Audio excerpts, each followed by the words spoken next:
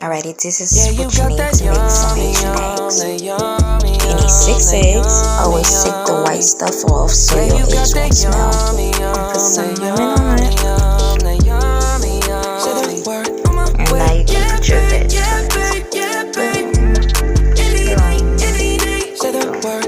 You don't have to put all of it.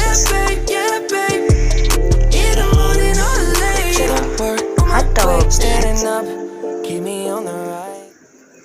Not all of it. And you put your Maggi on it. Your garlic.